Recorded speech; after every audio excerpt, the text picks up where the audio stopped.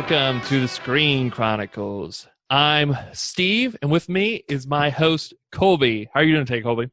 Oh, not too bad, Steve. How are you doing, man? Fantastic. What are we doing today, Colby? Well, today, last episode we tried to get through 5 episodes of The Last Kingdom, season 3. We did 1 through 4, and it was just so much packed in that we kind of had to split it up a little bit more. So today we're going to do the next 3 episodes. There's some key moments that happen in these next 3 episodes, and one of our favorite moments, I would dare say, in all of The Last Kingdom happens within these 3 episodes. Would you agree with me? I would agree with that, yes. Yes, and we'll talk about that shortly.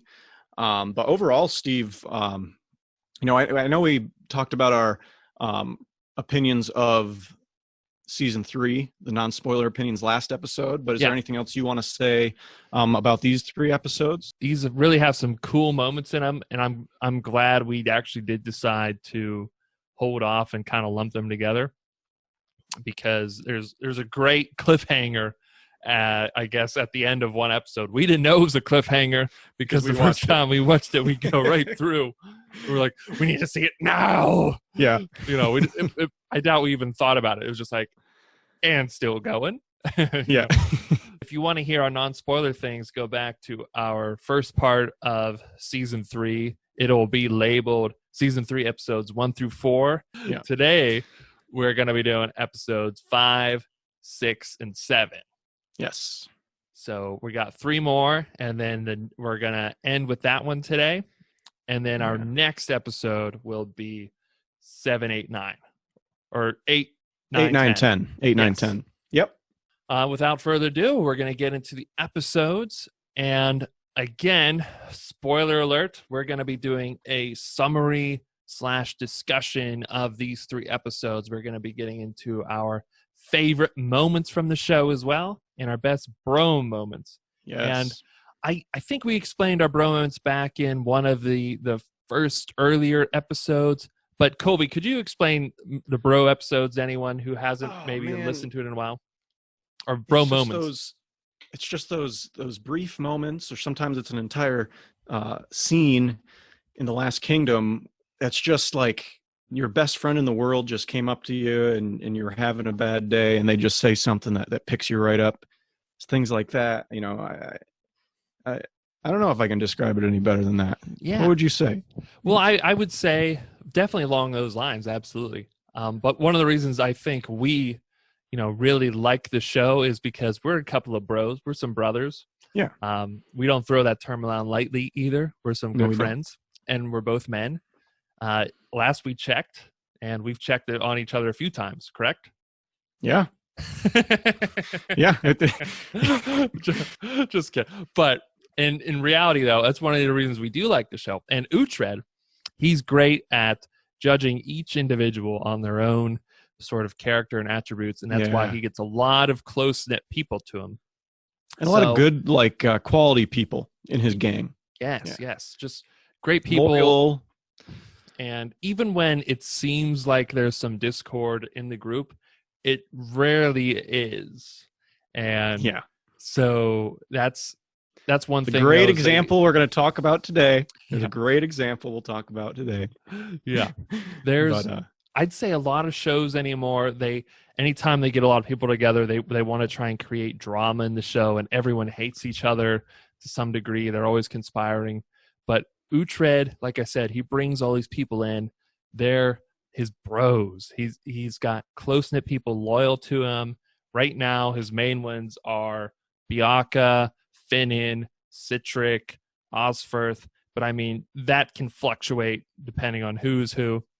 We normally don't give our best bro moment to Uhtred himself, because he's really like the king of the bros. Yeah. So we normally try and find someone that does something, maybe if it even is for Uhtred or another bro in his group or something to that effect. Yeah. And bro doesn't have to be, I know it's a masculine term, but I mean, you can have bro moments with Hild or Brita, we'll call them bro moments, but there's just those tender, heartwarming moments that happen in the show. Come on. Yes. I think we've even described some of our favorite bro moments as one with Uhtred and Hild. Yeah. So I'm thinking about that scene in season 2 where they're out in the field, and Yeah. it's a bro down. It's a beautiful bro down. Let's start out. I'll start with episode 5 here, and then we'll alternate, sort of giving a brief overview is how we did it the last time. We give like a brief overview, and then we get into the details a little bit more. Yeah. So that's how we'll do it through 4, 5, 6, and 7 here of season 3. So again, spoiler alert here. And Spoiler before alert. Steve takes us off, remember where we left off at the end of episode 4. Ragnar has just been murdered in his sleep by Ethelwald. Yep. All right. So without further ado, we'll start with episode 5 of season 3. Brief summary. Ragnar, he's dead. It would pick up right off where episode 4 ended. Brita does go to Uhtred, tell him these facts. Uhtred, then he has to decide to start trying to make some moves. He eventually does then go to meet up with Alfred and crew to try and get an alliance, to try and get some men. He wants to end this curse, which he is believing is what's going on, which is really causing all these problems in his life, is what he's perceiving it as, the curse from Skade. Also, we're seeing Alfred, he's still physically not doing so hot, still deteriorating pretty badly. Uhtred ends up actually forming an alliance with someone who's actually pretty close to Alfred, and they sort of end on a cliffhanger battle, really awesome, cool scene that we'll pick up on probably like immediately after this episode. So that's the summary of episode 5. Let's get into the nitty-gritty details of the episode then. Okay, so it starts off, everybody's yelling. Ethelwald wakes up after, probably, I wouldn't think he slept much that night, but he just killed Ragnar, young Ragnar. And he wakes up hearing, he's dead, he's dead, he's dead. And he's thinking, oh, here we go, it's starting, Mm-hmm. And then you hear Alfred's name. Alfred's dead, the king is dead. The king is dead. And it's like, what? And so we haven't seen anything with Alfred. We haven't seen anything happen to Alfred yet. We've seen him be really sick. Looks like he could drop dead at any second, really. Yeah. But so he comes out and all the Vikings are celebrating. Turns out that's fake news. Fake news. Hashtag. Fake news. Hashtag fake news. The news is never reliable nowadays, really, I know. Especially when you have to rely on a guy riding on horse that takes him like a week to get there. You know what I mean? Yeah. And the Vikings, they lie far to the left. The Saxons are far to the right. Absolutely. And you get some, you get a liberal news station. They're going to say what they want their viewers to hear, which is the king is dead. Oh, yeah. And that's the same, on the other end too, with the far right, with the Saxons too. I mean, yeah. That's why we need to meet in the middle, everyone. Got to meet in the middle. We got to have a source that, takes both sides. So anyway, something's about to ruin all of their day. Brita goes to tell Ragnar about the news of Alfred being dead, and Ragnar is in fact stabbed to death. So Brita is really pretty sad. Brita finds him because she did love Ragnar. And yeah. I think I was kind of hoping Ragnar was not dead at the end of course 4. Ragnar I was like, nobody. Maybe it's just like some surface wounds. Maybe he'll woke up and he'll be, and like just be a little bit Jon Snowed a little bit. You know what I mean? Yeah. But no, he's really dead. It sucks. Just an awesome Dane, awesome character. Yeah. We did mention in last episode that Harry told us that when he read the book that Ragnar, the character Ragnar, died like off screen, meaning they just sort of like wrote about it. And if you do read, I read the first book, and it does, it jumps a lot through time. Things aren't described in the book as happening like right in the moment. They're more every now and then it's like, and the years went by and this happened and this person died. So it is kind of nice that we actually got to see it, and that his death actually does influence the plot pretty much for Uhtred. The rest of this season is really part of the finale even. Yeah. But it still sucks. Absolutely. And it sucks. And the other thing that sucks about it is Brita sees that he did not have his sword when he died. So she realizes that he has not gone to Valhalla. Mm-hmm. And that, in the Viking culture is just the biggest thing. You know what I mean? So immediately she's like, this is not what happened, what she sees in front of her. She sees a sword in the girl, and the girl is holding the knife. The girl Ragnar was sleeping with. So she is automatically like, no, this is not how it happened. Ragnar would not have been killed by well, also like too, the reason Ragnar was with Brita, the only reason he was sleeping with these, I don't know if it was multiple women or just one woman. The only reason he was sleeping with them was that he would have children. Yeah. He already had a son. We hear that he had a son. It's not like he enjoyed it. No way. Oh, I have to have kids. Gotta do it. Darn it. If I have to. Yeah. You too? Fine. Yeah. But right, but it's because Brita has tried to have kids and she's not able to. Yeah, so why would he kill a woman he's trying to impregnate, though, to have his name live on? Why would he do that? It doesn't make any sense. Motives don't add up. Or why would she kill him? Why would that girl kill him? Exactly. It doesn't make sense. So Brita's pretty smart. She knows this.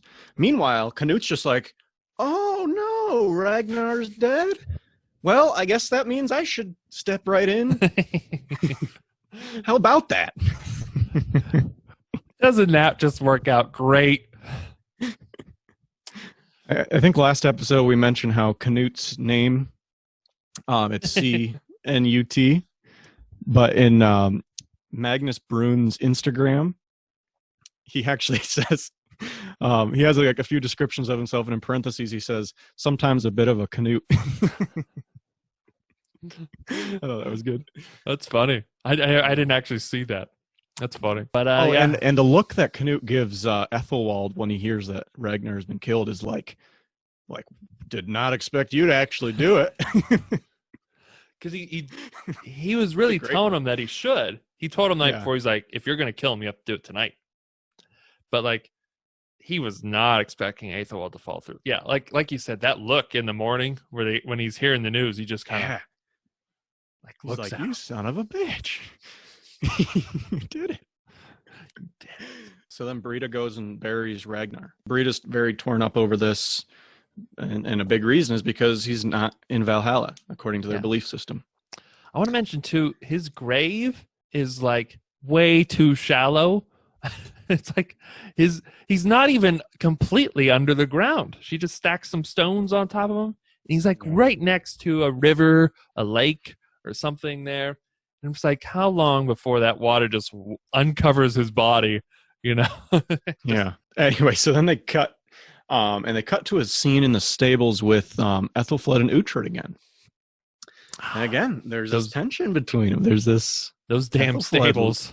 Yes. What is it with the stables? Uhtred just wants to care for his horse, ladies. Let this man care for his horse. I don't know what it is. But anyway, Uhtred is actually going to try to keep away from her because look what's going on around Uhtred. He still believes he's under this curse that Skade once again has put him under. So it seems like everyone around him is going through some kind of turmoil. And so due to the curse, he doesn't want to hurt her, Yeah, we have said before that, even though he's perceiving all these things to be related to the curse, and the show never, explicitly says whether it is due to the curse or just the way things are. Because even Finan, at one point, when eventually Brita goes and tells Uhtred that Ragnar's dead, and Uhtred attributes it to the curse again. And Finan's like, that's just life. Like, people die. Like, he says that to Uhtred. And back in those days, you joke, you made the joke, like, he was a 30-year-old person. He was old. He's probably like 30. Like, people died all the time, and like, you could die in childbirth. That's realistic. Like, you could die stabbed to death in your bed when you are around a lot of unsavory people, Yeah. And it's absolutely possible. But everyone's thinking the curse. That's why he doesn't want to kiss Ethelfled again. Yeah. And like I said, Brita does. She comes to where they are at Ethelfled's like estate. They're at Saltwick. Saltwick, yeah. Saltwick is where it is. So looks like a nice place. It does, yeah. It's Ethelfled's like estate is where they've been hanging out. Yeah. Since they've saved her. Yeah. And like I said, Uhtred's pretty broken up, obviously, about Ragnar's death. And it sucks. It sucks because the last thing that happened between the two of them was Ragnar disowning. Yes. That hurts. And that's what makes me like kind of upset that's I know. how Or they couldn't have at least had a redemption, man. Because you know they would have. You know, people say things when they're upset. You know, people say things they don't mean when they're upset. And Absolutely. Ragnar had a pretty good reason to be upset after Uhtred said he was going to join him, you know, and then bailed. And so obviously Ragnar's going to be mad. You give that guy a couple days, I bet he's got a way different attitude. He might not be happy, but I bet, you know. Oh, I guarantee if Uhtred walked up to the camp like a day or two later, Ragnar would have been happy and been like, all right, hey, yeah, have it down, have some ale, let's play some tug of war, you know? Like, yeah. You know. But that's what it just kind of aggravates me. Not only did Ragnar die, but that was like how they ended their relationship. But they do kind of at the end of the season, even though they don't in person reconcile, it does feel like there is some. It is. To me, it's redeeming. Yeah, I would agree. Yes. So there they are, and then Brita finds him because she needs to tell him he died and did not go to Valhalla. Uhtred again, his curse is on him. He cannot get it out of his head. It's Skade, you know. So he makes a decision. I mean, he decides he needs to go back to Alfred and beg to get an army because he needs to go fight Heston, you know, and try to get Skade back. Yeah. Yeah, so Heston is at Bianfiglot, where he, you know, after the brothers Siegfried and Eric, you know, that's where he's held up, and that's where he took Skade after he exchanged Skade for Ethelfled. Yeah. So we know that fortress, it's a fortress. You can't just go up there with a few guys. So he needs, you know, like 1,000 men is what he ends up, you know, eventually asking for. So he rides up then to somewhere in Mercia where, like Ethelred, we don't know. I think we do know Alfred is there. Ethelred is there. You know, Aldhelm, a few other people are there. And there's another great like exchange between Uhtred's like bro group, specifically Finan and Stiapa, who's like guarding the place. Yeah. But like I feel like in another life Stiapa would have been a bro, you know. He's like almost a bro because he's like friends with Uhtred, even though he's just throwing spears at him and stuff. Like it's not like he wanted to because he respects Uhtred so much. Yeah. But like if Stiapa didn't have like wasn't loyal, you know he'd be on the team. Oh, absolutely. He'd definitely be on their team. It's just he already swore a sword to Alfred. So yeah, and he's a loyal guy. He's a loyal guy. Yeah, you got to respect that. They get there and they have an exchange where they're kind of picking on each other. I don't remember all of it, but he eventually like tells them they need to put their weapons away, and they have to do this thing. They can't go there, and Finan's like, "What if I have to take a piss?" You know, like meaning like, how am I going to get away to do that then? Because I don't want to have to show everyone. And Stiapa's just like, then pull out your cock and piss. Yeah. Finan's like, but what if you mistake it for a weapon? Just like, great moment. Oh man, just Finan is. It's just those little moments that make you laugh, though. You know what I mean? Yes. Totally, like not necessary to have that in. You know? No, it's just funny.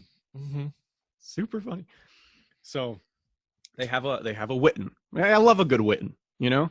And it's an approximation to a Witten too. They're waiting outside, and they come and tell them, oh, "We're gonna have an approximation to a Witten." And like Osferth says, "What's an approximation to a Witten?" Finan's like, "It's not a Witten, but it's almost a Witten," or something like that. Just like it's like the minor leagues of Wittens. You know, it's informal. It's like the AAA baseball of Wittens. You know, it's good to have a little Witten every now and then. Any kind of Witten I'll take. Steve and I had never heard the word Witten before the show, so at least I hadn't. Had you? No.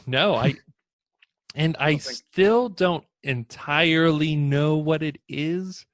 I just know that, I know that back that's in where season, decisions are made. It's Yeah. like, to me, sometimes it's like court. Yeah, sometimes it's like court. sometimes it's like a vote. Sometimes a vote. We're gonna go to battle. I think it's Yeah. just like a meeting, and like a king is gonna make a decision.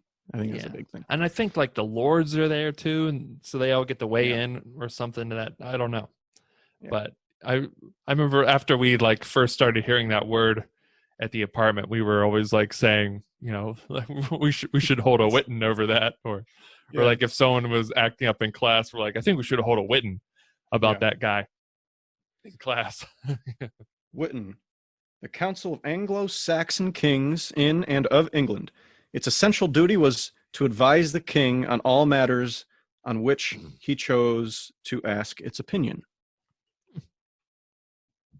That's an official Google definition, so it doesn't get more official. We're going to have an approximation to a Witten, where Uhtred is going to ask 4,000 men to attack Heston at the Amphiot, which we can say that word today. For some reason, we couldn't say it last episode. Couldn't say it last time. The Amphiot. It's not that hard. I'm not even going to try it anymore. I think I got it right once, and And so Alfred comes in all, because he's got to be, the center of attention. So he's got the drama thing going on. It's real funny because they're all there talking, and they're all going back and forth, and they even say that Alfred, he won't be there. Like he's They make some excuse for him because Alfred, like we said, he hasn't been feeling well, so he misses out on. But Edward's there. Yeah, Edward is there, and you can tell Edward, like, everybody, like, obviously are not going to trust Uhtred right now after what he did with Alfred, but Edward seems to have some faith in Uhtred here. And then Alfred does eventually come in. And he's a little hesitant to trust Uhtred, too, on account that Uhtred kneed him in the gut and held a knife to his throat. But, like, get over it. Here's the thing, is Alfred totally doesn't believe what Uhtred's plan is. Edward does. Edward has faith in Uhtred, just like Ethelfled. And the kids of Alfred and Ealhswith just have always loved Uhtred so much. And he meets with Uhtred separately, and he makes a very bold promise. So again, Edward is not the king. He is being groomed to be the king. Alfred is still the king. So it is not Edward's place. No, to go act. He makes a promise to Uhtred that because Uhtred's plan is to go to Hastin's fort and the Amphiot. and draw him out with his small group of guys, and then he wants those 1,000 men then to come and take them when they're out of the fort. And that they could approach through the woods unseen. And Edward, he promises them the men he needs. He promises them 1,000 men, but he's not a king yet. He still makes his promise to Uhtred. And I think Edward here is really, he is trying to be worthy of a king now. People have been telling him, like pretty much the whole season, that he needs to do this and that to be a king. He needs to be like this. And now he sees an opportunity where he thinks something should be done. He does see that, hey, if we take out the Danes here, yes, we are going to be helping Uhtred try and get back Skade. But what we're also going to be doing is stopping Danes from having such a large army coming at us with a full force. Exactly. And he even tells Alfred this later, because Alfred then, he goes to Alfred and tells him this. And Alfred is initially pretty ticked off about this. That this was not a promise for you to make. This is not, those aren't your men to give, sort of thing. But then, Edward, he explains his case, though. He says, I am not ready for a large battle. You want me to be king, but if you die, and then I have to face this large battle on my own and lead the army, I'm not going to be ready. I won't be able to handle that.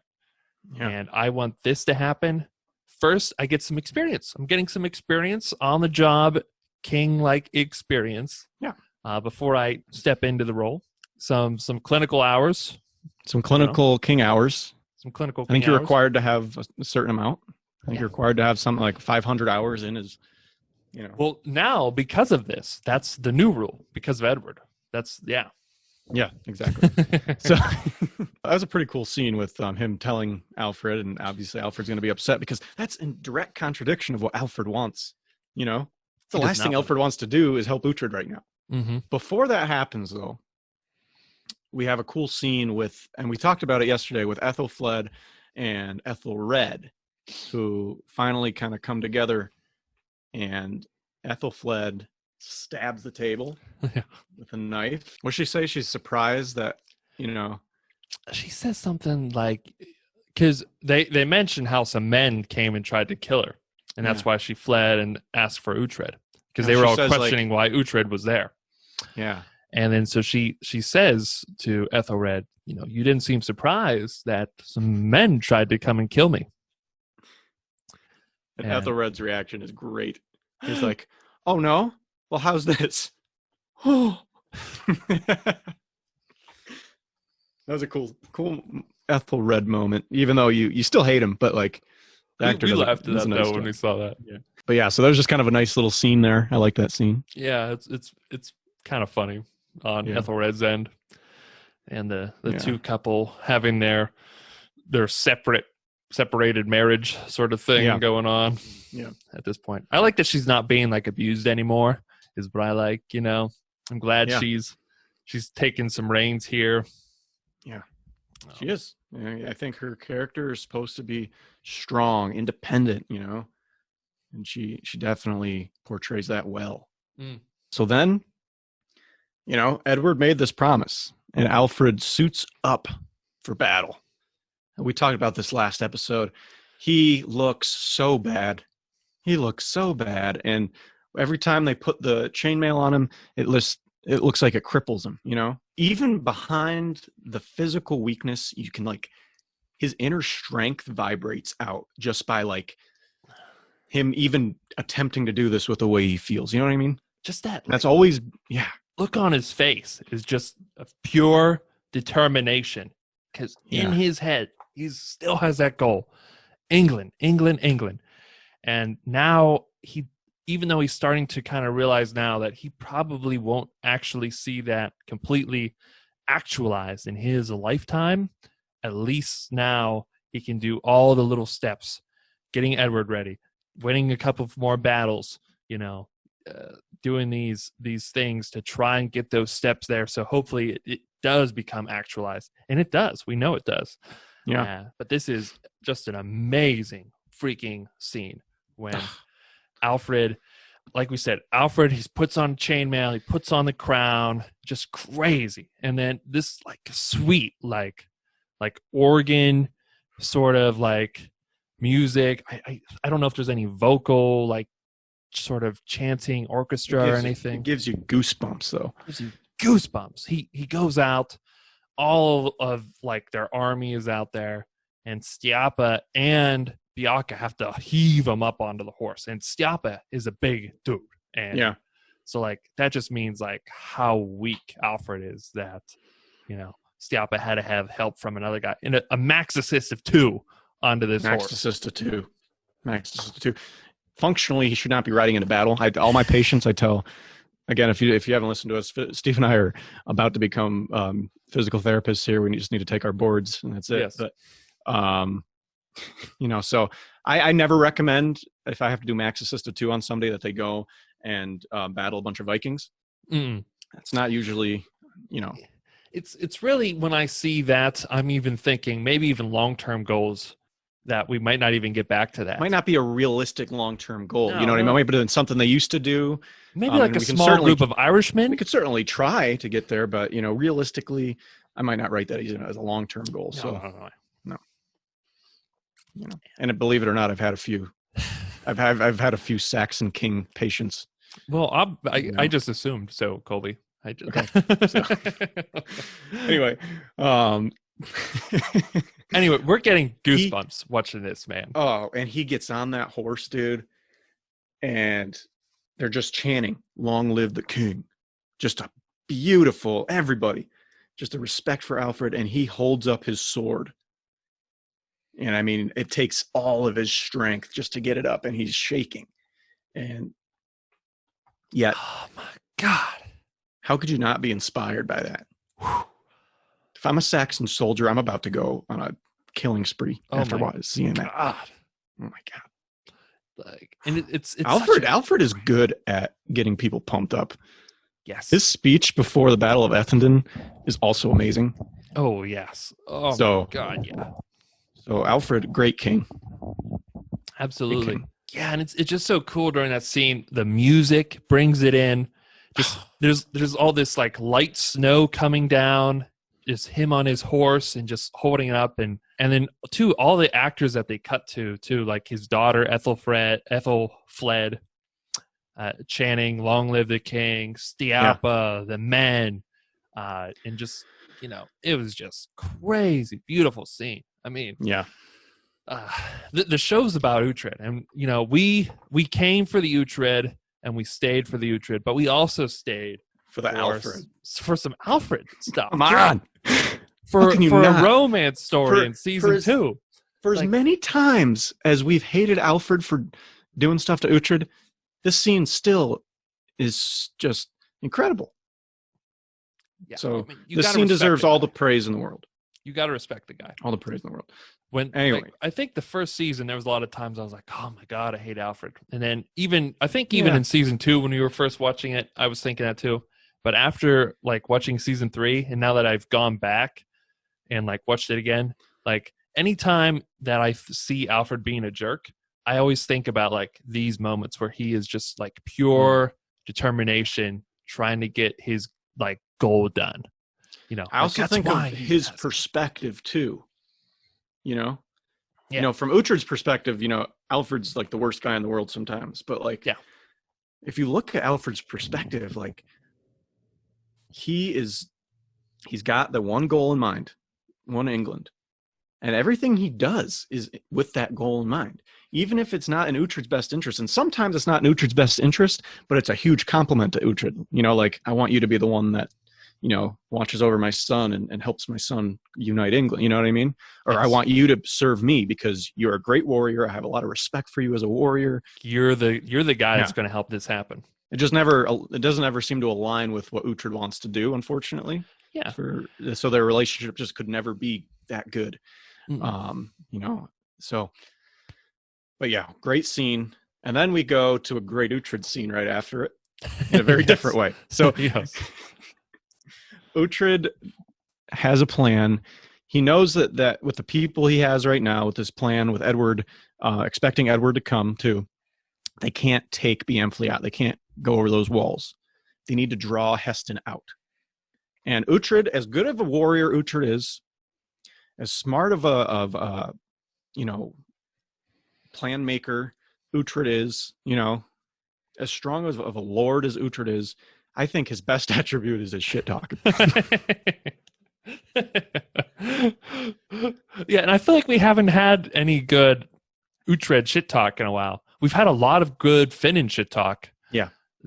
I feel like we haven't had any real good Uhtred shit talk in a while. Yeah. And it's a great Uhtred scene. It almost feels like a great Uhtred scene is almost the same as like a great stereotypical Viking scene, but it's got that Uhtred twist on it. It's got that little twist on it. And it's got the humor and the profanity and the some dark sense of something in it. Yeah.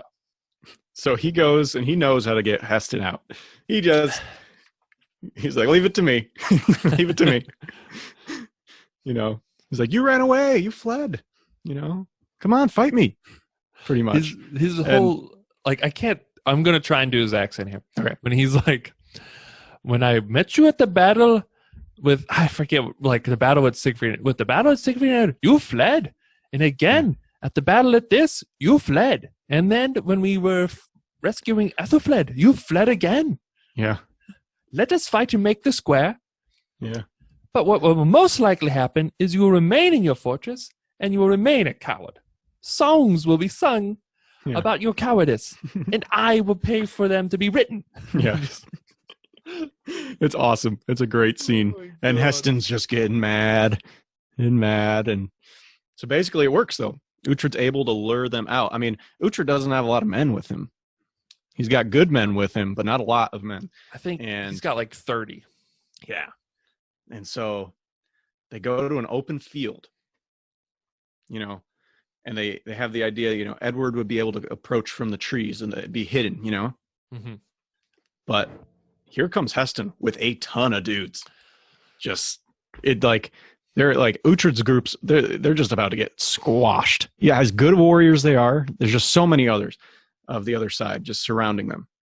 And so they make this pretty cool like shield wall circle, which is, I like this strategy. Let's say they had to, right? And I like that Osferth's like in the middle of it. He gets to like be the finisher when somebody gets like knocked into the circle. He just has a club though. He just has a club. He just has a club, but still, he's in the middle. I do like how he gets the opportunity to hit every time they like fling somebody into the circle. Osferth's just like, batter up. Here we go. Here comes the pitch. Whack. So it kind of reminds me of like when in Lord of the Rings, when Aragorn's men, they approach the gates of Mordor, and all of the orcs sort of surround them. Just envelop them. It's the same thing. Uhtred's got 30 guys, and Heston's got, I don't know, it looks like at least over 100, maybe a couple hundred. Yeah, maybe what he's supposed to have, because Uhtred asked for 1,000. But it's a lot to a little. Yes. And so Heston's just like, just give me Uhtred. I just want Uhtred. And Skade is there too. Skade is next to Heston. Mm-hmm. And we see this, and obviously none of Uhtred's men are going to betray him. Right? And so I think they start attacking, right away? Yeah, they start going right away. And then, they're doing that thing, like their little strategy's working for a little bit, but soon enough they're going to get overwhelmed. And they do start getting overwhelmed. And really awesome pan shot from the woods. And you see that Alfred, Edward, and all of their men are already there watching what's going on. Oh my God. They've got foot soldiers. Sweet shot. It's like the foot soldiers up to the guys on horseback. And it's like the snow too. Yeah. In the setting, and just like the music beautiful. Too. That light organ music is like the new like Alfred theme that they have. Yeah. Beautifully shot. Oh my God. Credit to the filmmakers or the cinematographers there. On the horses, that are in charge of the men, we got Steapa, left to right, Alfred, and then Edward. Okay. And they're watching this go on. And by the way, while, the Vikings are attacking Uhtred's group, Heston's men, Skade yells, "Paint the ground red with their blood." And Heston gives her a look like, geez, sheesh.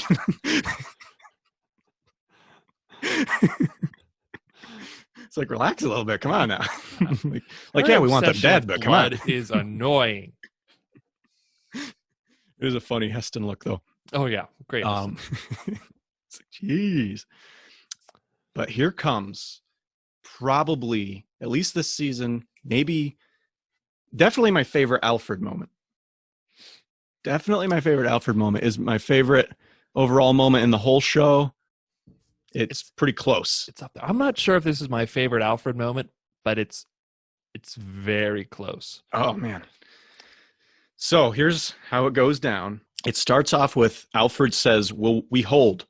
Edward's like, "Why? We can go and wipe them out right now if we go."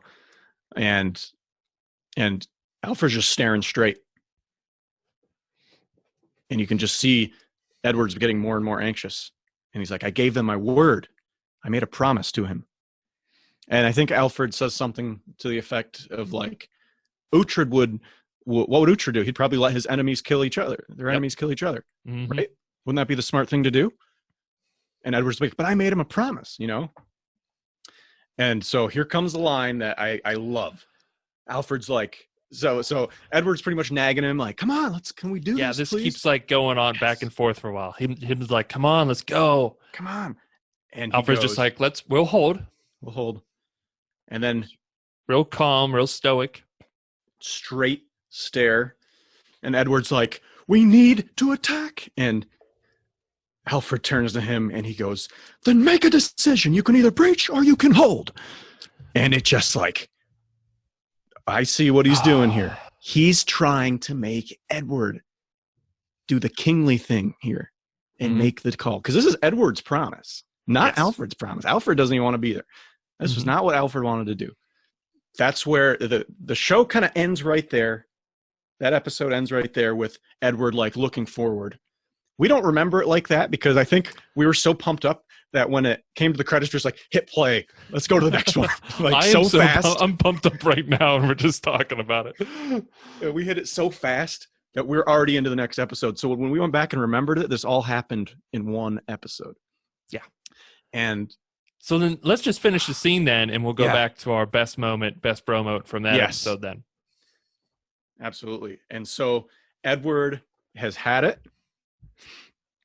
And he like, he lifts his sword out. And this was brilliant how they did this. And he says, for Wessex. And Steapa's looking at Alfred because Edward's not in charge of the men. Alfred's in charge of the men. And Alfred does a quick little nod like, yes, it's okay. This is what I wanted to happen. You know, he gives the permission to Steapa. So then Steapa's like, yeah. How brilliant was that, dude? Oh my God. That whole scene was so well done. I mean, it's really like I said, the reason I like the show so much, and I really love the show or for multiple reasons, but one of the things I really like was Uhtred. And obviously the story is supposed to be about Uhtred.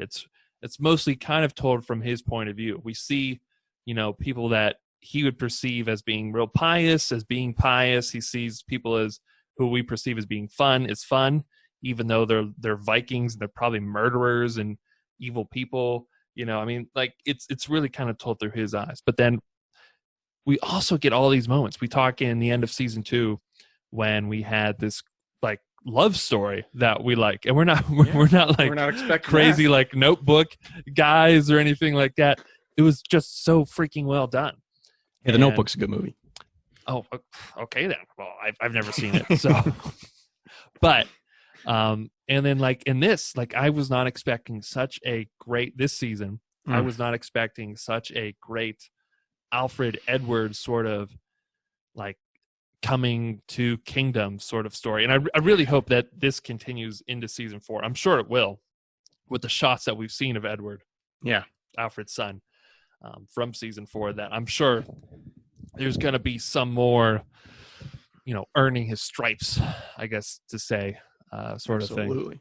And so like all of these moments are just like crazy. And all the Alfred like determination moments are just so good. Like you said, he says charge. Everyone's like, for Wessex then, after Alfred gives it's a quick thing. If you would have looked down to look at your phone or something, you would have missed this. Yeah. And but it's done perfectly. And then so they go out, they charge, and the tide of the battle starts to change. But meanwhile, Uhtred and his gang has been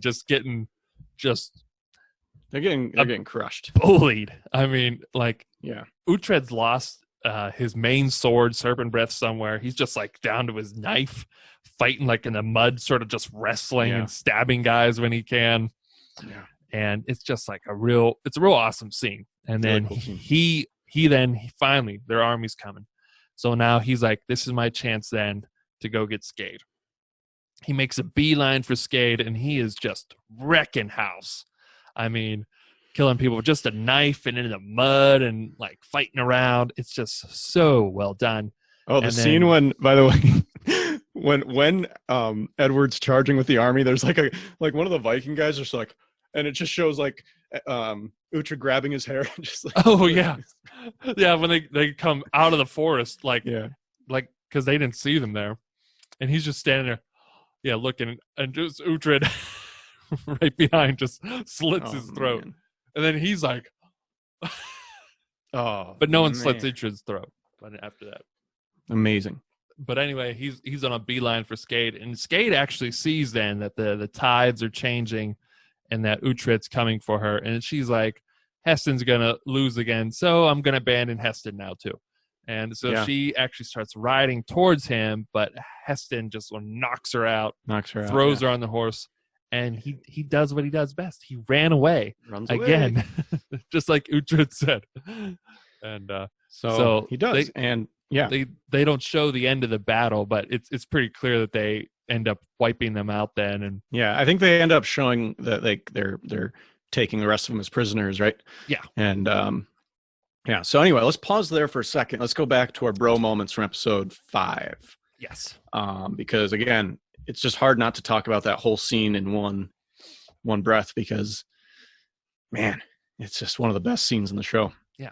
I think that's one of the nice things about the show now being on Netflix. There's a few of those like cliffhanger moments that if you did have to end it for a week or whatever, you would still, I guess get that satisfaction. But when you're binging it, like it's like it just lets you like, next one now, please. And yes, I'm thinking one of the episodes, it might not be in these 3 we talk about, but there's a scene in one of the episodes where Uhtred and Alfred sort of reunite, but they don't really speak yet, and it's like right at the end of the episode, but then you've immediately getting the next one after how they end it, Absolutely. So anyway, back to episode 5 then. Bro moments. What's your bro moment, dude? So I had a toss up between. There's a moment where Bianca sees Uhtred and he says he prays for him all the time, sort of like when they're reuniting in that episode. And I always love a Bianca moment, But I also really liked Finnan before the fight, even when they're having this like little, when they get circled up. Finnan's like, my sword is going up your arse to Heston, and just like continuously taunting. Like anytime Heston would say something, Finnan had to reply. I don't know. It's a toss up between that. Since Finnan has had, I think, every other of my bro moments, I'm gonna have to give this to Bianca. Okay. Yeah. Mine would be Edward seeking out Uhtred and supporting Uhtred. Oh yeah. So I think that kind of stems from Edward. I mean, Uhtred was a big part, I think, of Edward's childhood, like helping him train and stuff. And Ethelflaed and Edward have always had this love for Uhtred. Him going behind his dad's back and seeking him out, because I think he knows Uhtred. I think he trusts Uhtred, and he knows Uhtred's smart. And to do that, that was a pretty good bro moment, I think. Yeah, was Edward too the one, the child from season 1 that Uhtred saved with Islet? Yeah, was that him? Yeah. So I mean, he owes Uhtred then, right? He does, yeah. So that's good bro moment then. And I think best moment. I think we're both thinking the Alfred moment, right? Yeah. Well, which one? The sword, lifting the sword. Yeah, when he's got the sword. It's got to be that. Him and the sword, and everyone out there chanting "Long live the king," and just him just shaking, holding that sword, but still riding out in the battle. Gives you chills. Oh my god! And just, I mean, along with that too, I would even say that shot, that like, because we were seeing the battle. I remember the first time we saw that, and they just pan, and then all of a sudden we start to see a guy, and then we see them just standing there in the woods. Like I remember just both of us just like, oh my god, when that, and just when the that whole happened. sequence with Alfred and Edward. Yeah. So I don't know. If I had to pick out of those, okay. If I had to pick out of those, I'm gonna have to pick Alfred when he's trying to egg on his son. That's my final decision. Me too. But they're all really close. What an episode. Also, honorable mention to Uhtred taunting Heston, because that was also that's a classic Uhtred scene. So good. Good. Okay, so we already started episode 6. Just to kind of give a further synopsis, Heston heads back to the Danes. He's defeated. There's some fighting words between Bloodhair and Heston because Heston's still claiming Skade. Osferth got hurt in the battle. We'll talk about that in a second, too. Canute has a plan to get Ethelwald to convince some Saxons to join them because he thinks that they can do that. There's a cool scene, a little bit more bonding with Edward and Alfred that we'll talk about. And then we have a really awesome Breda Uhtred side quest that you got to love Breda and Uhtred quest, right? Oh, yeah. It brings you right back to the original Last Kingdom days. Classic. So cool. So let's dive into the details. Again, we already talked about the battle. They take these prisoners, but we have this scene. Osferth got hurt in battle. I love this scene. And of course, he's one of the main Uhtred bros. So he's in bed. Finan is like at his side. Citric's there, and then Uhtred comes up. And Osferth's like awake, and he's like, "Am I dying? Am I gonna die?" This is already like my bro moment, where I think he also asks, like, "Did I kill anyone? I hope I didn't kill anyone." And Uhtred's like, "You gave many a sore head," he had a club. And then he's like, "Am I gonna die, Lord?" And he's like, "No, I forbid it." I love that. And then Finan's like, "No, you better not die, because if you die, I'll kill you myself." Which makes no sense. I guess realistically, yeah. I mean, if he lets a zombie, can't do that, Finan. Finan doesn't understand these things, though. No, that is. I'm gonna have to go with you. I'm already with you. This is This is my bro moment from the episode. Is just the bros and Osferth there when he's injured, how they're talking. It's really cool to see. Also, too, during this moment, Citric attributes what's happening to Osferth to Skade, and he says, he makes a comment to Uhtred about the curse, and Uhtred's like, "The curse is just on me." Citric's like, the curse touches all of us. Yeah. And it's really sort of the first step in what appears to be Citric going to betray Uhtred. Yeah. Or at least go against Uhtred and the first seeds. And it's really uncharacteristic. Like what I said earlier, is the bros are normally really good. Yeah. They're really tight. There's no complaints in the group, which is what I really like. Right. There's no like forced drama. I mean, every now and then they'll disagree. Like Uhtred's doing a thing and they say, "Uhtred, you need to do this," or someone is, forgets who they are. Uhtred needs to remind them, something to that effect. But this is like the first time there's any sort of like discord between the guys. You know what I mean? So Absolutely. it's weird. It's strange. Yeah. It is weird. There's some tension growing. That's going to become important in a little bit. Yeah. So there's actually a scene where Uhtred and Alfred, they go back to, now they're at Beamfleot, right? Yeah, they're at Beamfleot, yeah. So Uhtred and Alfred actually talk, and they kind of have spit fire at each other a little bit, Mm-hmm. And Uhtred's like, by blaming me, you're discrediting an awesome thing your son just did. You know what I mean? Come on, give him credit for what he did. He did a good thing. This wasn't for me. He made a decision for Wessex by doing that. And I think Alfred knows that, but like Alfred, he's still mad at Uhtred. So I do kind of question, because Uhtred, his initial reason for going there and trying to get these men was to go to Heston so he could get Skade to end the curse because of what happened to Ragnar. So I do kind of question we do know he cares about Wessex, though, because that's the reason he didn't march. Yeah. Well, I know I'm talking about Edward's decision. No, yeah, but I'm saying Uhtred, though. Yeah. I was kind of questioning at this moment, though, too. This time that I watched it, I was wondering, was he being manipulative, though, of Edward? True. Because that's what possible. Alfred is saying. But we do know that Uhtred, he does care about Wessex. That he does care. He cares about Edward.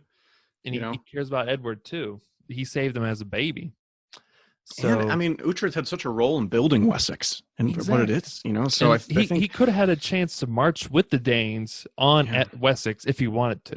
Yeah, so, could have, and he did not. He didn't. So I don't think it's entirely manipulation. I think he just saw an opportunity where he could get both sides happy. Absolutely. But Alfred. So anyway, manipulation. Yeah. So they have a little exchange at the end where like Alfred's like, and he's like, you can go. You just can't come to Wessex. You can go to Bebbanburg if you want. But guess what? Those lands are as far as ever. And then Uhtred's like, yeah, well, so is England. And Alfred's like, oh, got me. You got me. Good one. You got me. Ooh. Yeah, that's a good little exchange. It's a great exchange between them. And so obviously Uhtred, this is important. Uhtred's not allowed in Wessex. He's an outlaw in Wessex. Anywhere else he can go, that will become important later. I don't think we'll talk about it today, but cut to the Danes. Heston comes back defeated, and he tells them, guess what? Alfred's not dead. And they're like, yes, he is. We heard it on the HuffPost today. On the HuffPost, he's dead. He's like, no, he's not. And half my men are dead, He's upset. Bloodhair says something about Skade, and Heston's like, I'm not losing anything else today. She's mine. So we know something's going to happen between them. Mm-hmm. And so now there's a kind of a division between the Danes. And actually, Canute comes in, try to settle them down, and tries to be like, come on, like we need each other if we're going to do this, Yeah.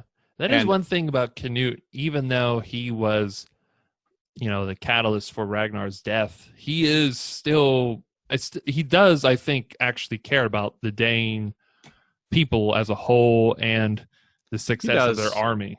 He's very intelligent. He is. He's just not trustworthy at all. No.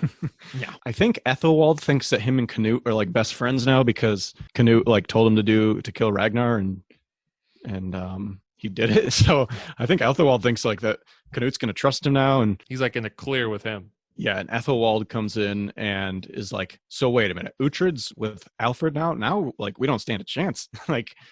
And Canute pretty much like tells him stop talking.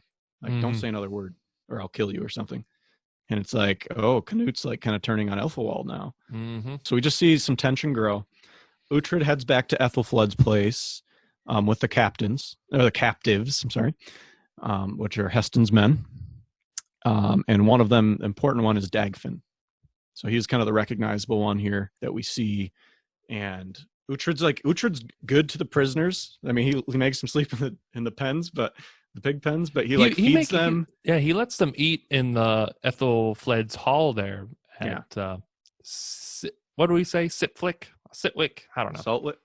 Saltwick. So then Uhtred's there, and they've got all the Danes in the hall eating dinner there. And Uhtred says he's going to go check on Ragnar.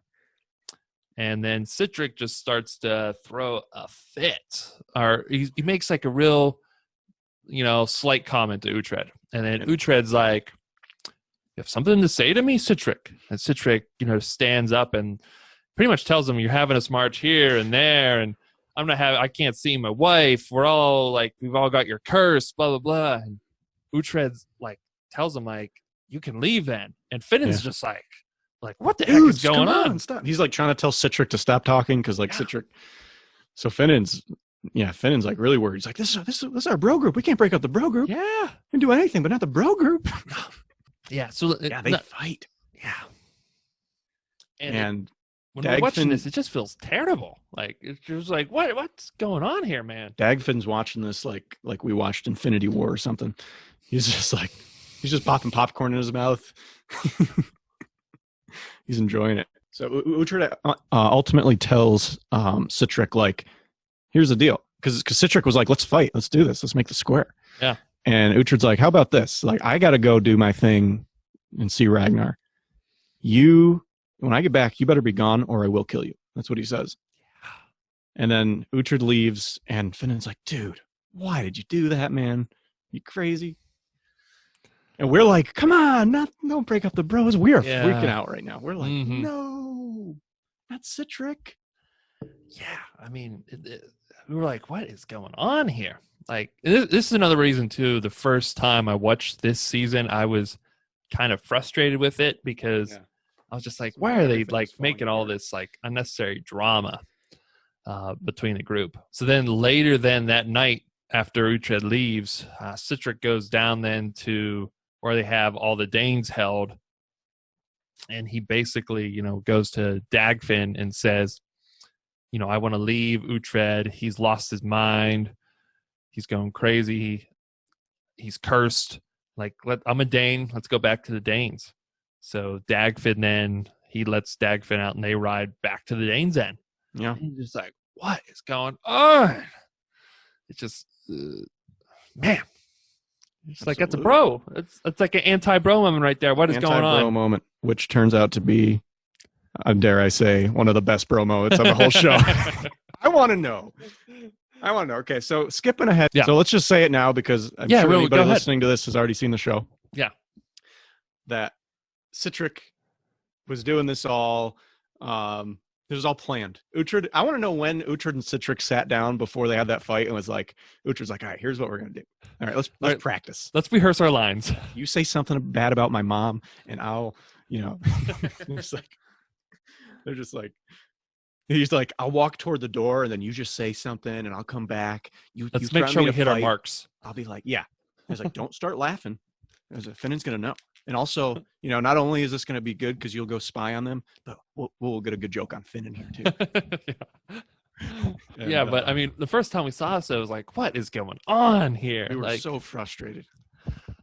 But it turns out it was a big old gotcha. Yeah, but that had purpose. Yeah, it was because then now they've gained Dagfinn's trust, right? Yes, they've gained Dagfinn, so now Citric can sit in on the Dane camp and do what he does best, spy on the Danes for Uhtred. Citric's an awesome spy. Yeah. Are you kidding me? Citric's an awesome spy. So great bro. So, but in this episode, it seems real anti-bro. Yeah, it's frustrating. We're pretty upset about it. Yeah. Goes back to the Dane camp. Canute is telling Ethelwald to go and get a Saxon army. And he just says at the dinner table, like, that he killed Ragnar. And all the other Danes are like, what did you just say? Yeah, Bloodhair, Heston, Canute, Ethelwald are all sitting at the, like you said, the dinner table at night. Ethelwald's like, how am I supposed to kill Uhtred? Because that's what Canute says. Yeah. He says, you go back to Wessex. Yes. Get an army and then kill Uhtred too. And he's like, so, like, how is that supposed to work? How am I supposed to kill Uhtred? And he's like, the same way you killed Ragnar in his sleep. And just everyone just kind of like looks up like what? What? and Ethelwald's like, Lord, no, you're wrong. I didn't do that. He's like, oh, that's a good joke, buddy. Good joke. This is like, it's Canute's totally turned on Ethelwald here. Canute used Ethelwald as a means to an end, really. Yeah. Mm-hmm. And now Ethelwald has filled his purpose. Canute's in charge of the Danes. He doesn't need him anymore. He's a Saxon. Yeah. Yeah. So he makes him leave. He tells him he has to go back to Wessex. And Ethelwald just like if I go back there, they're all gonna know I'm a traitor. Like I was not even trying to hide how much of a traitor I was. Yeah. So, yeah, that's not good. No. And then we have a pretty cool scene after that. Yeah. Edward and Alfred. And Edward comes in to actually apologize, says, I don't regret what I did, but I do recognize that I shouldn't have done it. It was against your wishes. It was not my place. And, he pretty much says, I think it was the right thing to do, but, I wasn't in a position to act. And Alfred says, like, you took my men and gave them to a traitor. And then Edward's like, well, when you say it like that, yeah. I mean, then Alfred's kind of going off like on him a little bit. Like, you did all these things wrong. And then he goes, that's what a king would do. Yeah. And Edward's like, oh. He said, yeah, what you did wasn't what an Etheling would do. Yes. Is what a king would do. And like Aelswith is there too. And she's just like, oh my gosh, I wish I had our portrait right now. I wish I could get a portrait. I know. You can tell she's just standing there like so proud, that her husband and her son are having this experience. And it's a real cool little family scene there, It is, yeah. It was a really good family scene there with Aelswith, Edward, Alfred. Like I said, I was not expecting such like good Edward Alfred moments. from this season. Yeah. And it's another, well, it's a smaller one than the one we had at the beginning of this episode and the end of the last one. Yeah. But still really good. Yeah, but Edward finally gets some validation, Yes. So it's pretty cool to see. Yeah. Then after that, then we see Alfred and Biak are together then in church as they normally hang out there in their free time. And Alfred's like, Uhtred, he kicked the king and he held a knife to the king's throat. Like, no matter what, he's got to remain an outlaw, or like anyone can do anything. Yeah. But I know I'm going to die, so maybe after that he'll be pardoned, and that will mean he can serve Edward. Doesn't that sound good? and you're just like, okay, Alfred. Right. Yeah, I see how you're thinking. And I mean it makes sense because I'm with him. Yeah. Uhtred gets away with a lot, and he's gotten away with a lot. From bringing swords into church to, kneeing a king right in the chest. Yeah. He's done some stuff, there's no doubt. A bunch of priests have been killed. Killed a couple priests in churches or in front of the king or whatever. So, yeah. So it makes sense, that finally when you actually hit the king, you should have some sort of retaliation. Yeah. Yeah. What's to stop, Joe Schmo from coming in and being like, my taxes are too high. Yeah. So then we get to have this awesome side quest. Okay, so Uhtred goes to Ragnar's gravesite, and Brida's already there. She's been there. And, she's still kind of mad at Uhtred. She's still, but at the same time, Uhtred does belong there. So yeah. She's, like you said, she's initially mad at him not only just for abandoning Ragnar this time, but just the fact that back in season 1, he stayed with the Saxons. He stayed with Alfred. Yeah. And in her eyes, he has just constantly betrayed her for these Saxons who aren't fun. They're really annoying people, and pretty much betraying family for yeah. And I remember the first time we watched through this, maybe even the second time, I was always like, Brida, why are you being so annoying? Why can't you see? But this time when I was watching through, I really noticed how you could perceive Uhtred as being really selfish, and why would you stay his friend, when he keeps bailing on you? You know what I mean? True. So anyway, they're talking, and Uhtred, about how Ragnar's in Niflheim. So, by the way, just a little Nordic mythology check. Niflheim is a realm where if you don't die a warrior's death, that's where you go in the afterlife, and it's an icy cold place compared to Muspelheim, which is the fiery place, kind of their hell, right? Yeah, Niflheim's basically ice. Hell. Yeah, but it's like ice and cold. Yeah, is how they imagine it. Mm-hmm. So just a little Nordic mythology check there. Yeah, you play the new God of War, you can go there. You can actually go there and see what it's like. Yeah. Yeah, if you want to take a little tour. Yeah. See some lost souls. It's really cool. Just the ideas that they have, and it's really fun to hear that from the side quest then too, how they have to go from Niflheim and they want to get Ragnar to Valhalla. So they don't know this though yet. Yes. They need to figure this out, and they need to figure out how to do that. There's got to be a way, something we can do. And Uhtred actually is you remember Story? Remember Story from season 1, Ubba's man? So this is something nobody talks about, okay? And we'll talk about this in a second. So they go and they decide to go find Story, and they go on a quest, Brida and Uhtred, and they're traveling, and they come to this town, and here's Story looking pretty, raggedy and doing some street stuff, right? And nobody ever thinks about how when Uhtred kills a chieftain, how does that affect his workers? I mean, here's a character who was second tier person, maybe top tier kind of class of the Viking culture, and diminished down to a shack.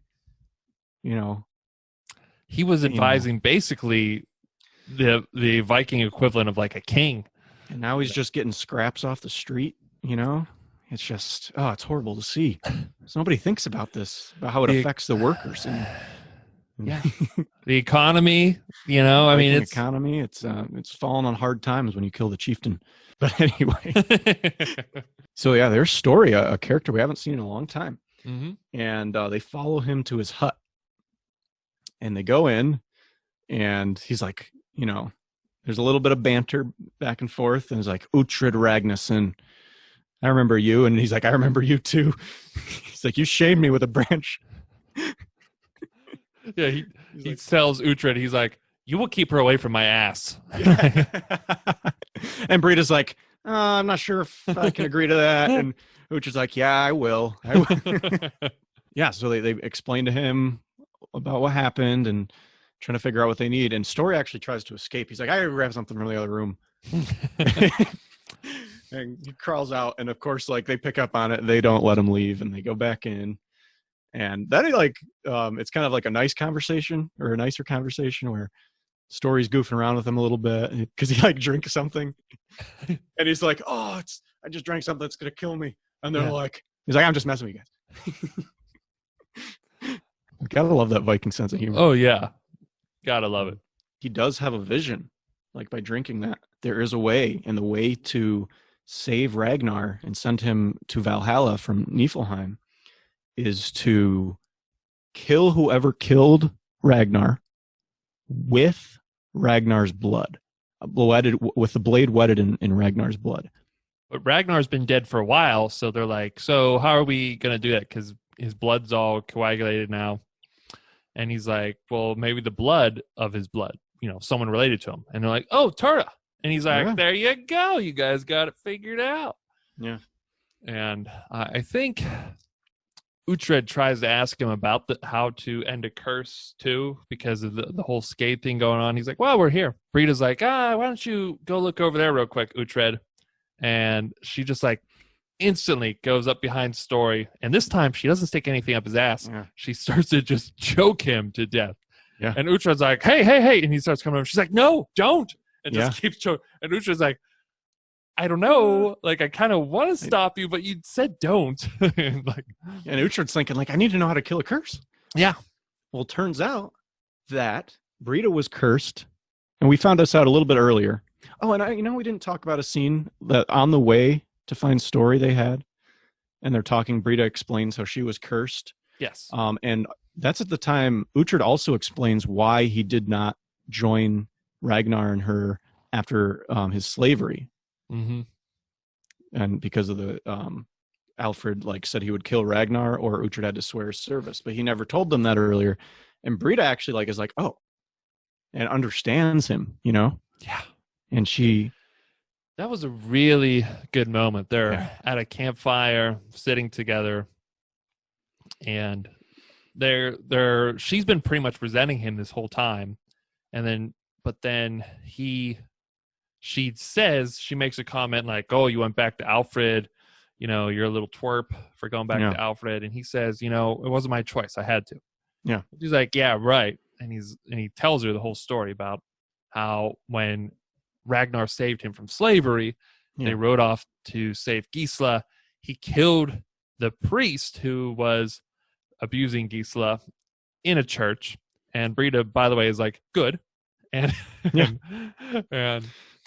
and then he tells her how, because of that, Alfred was going to hold Ragnar responsible unless Uhtred swore his sword to Alfred.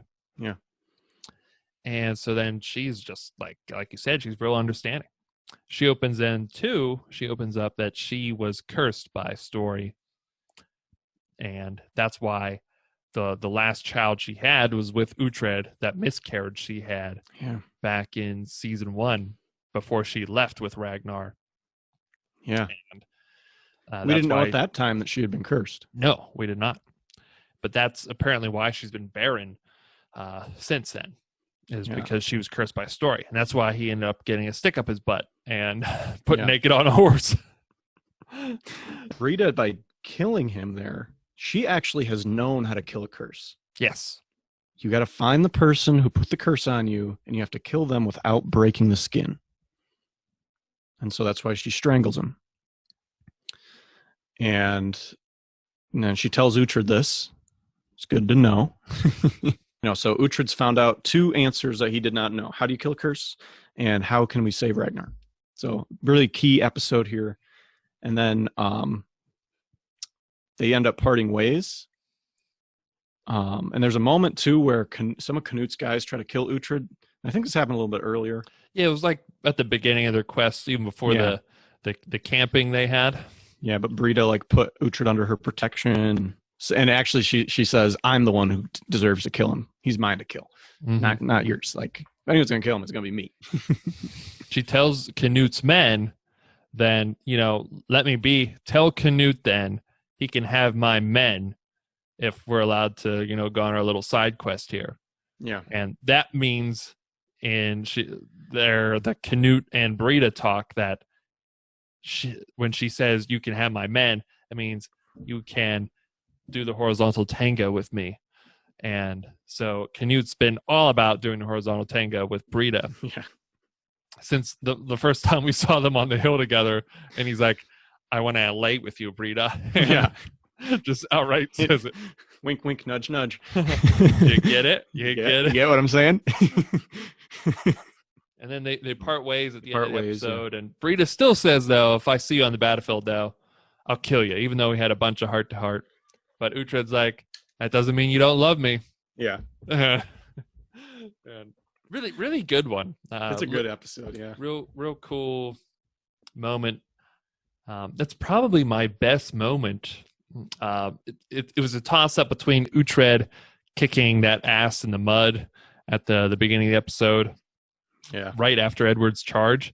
I'm counting Edward's charge and everything into episode 5. I guess, yeah. You know what I mean? Even though it's really in this.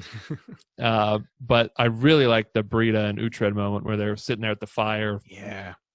Just a beautiful moment. Having a heart-to-heart, because they have been sort of resenting each other, or really Brita resenting Uhtred on and off since, halfway through season 1. Yeah. And so it was really good to see them again. And they even remember back to the time that they were at Efferwich. Efferwich, yeah. Yeah, after the battle where Uhtred and Brita were captured by the Danes, and they were sitting on the steps together as little kids.